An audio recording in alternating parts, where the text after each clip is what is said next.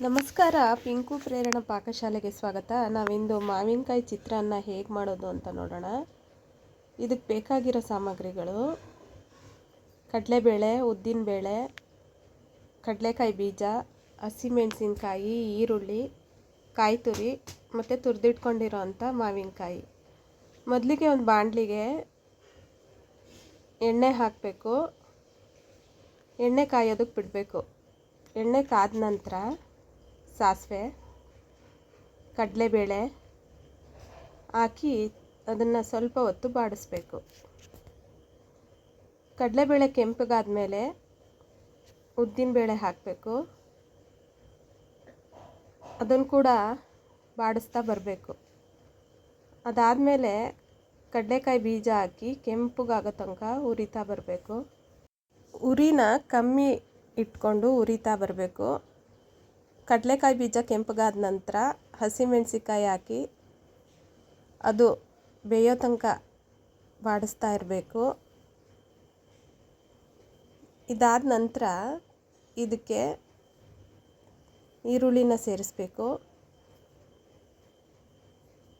ಈರುಳ್ಳಿ ಹೊಂಬಣ್ಣಕ್ಕೆ ಬರೋ ತನಕನೂ ಕೈ ಆಡಿಸ್ತಾ ಬರಬೇಕು. ಮಾವಿನಕಾಯಿ ಸಿಗೋವಂಥ ಕಾಲದಲ್ಲೆಲ್ಲ ಈ ಮಾವಿನಕಾಯಿ ಚಿತ್ರಾನ್ನ ಮಾಡ್ಕೊಬೋದು. ಈಗ ಈರುಳ್ಳಿ ಬೆಂದ ನಂತರ ಮಾವಿನಕಾಯಿ ತುರಿನ ಸೇರಿಸ್ಬೇಕು.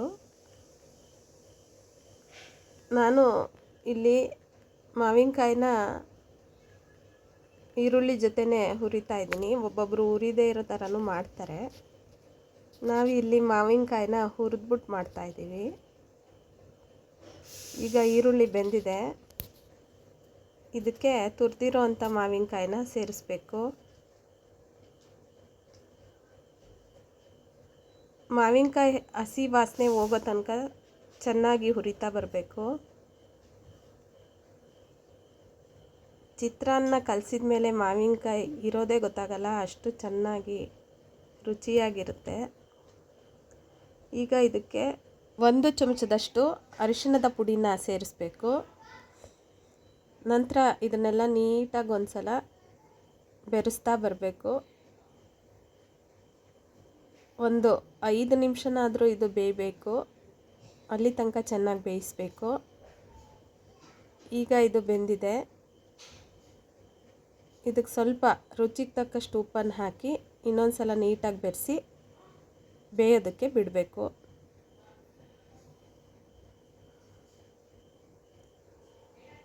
ಇದು ಬೆಂದ ನಂತರ ಉದ್ರುದ್ರಾಗಿ ಮಾಡಿರೋ ಅಂಥ ಅನ್ನನ ಇದಕ್ಕೆ ಸೇರಿಸ್ಬೇಕು.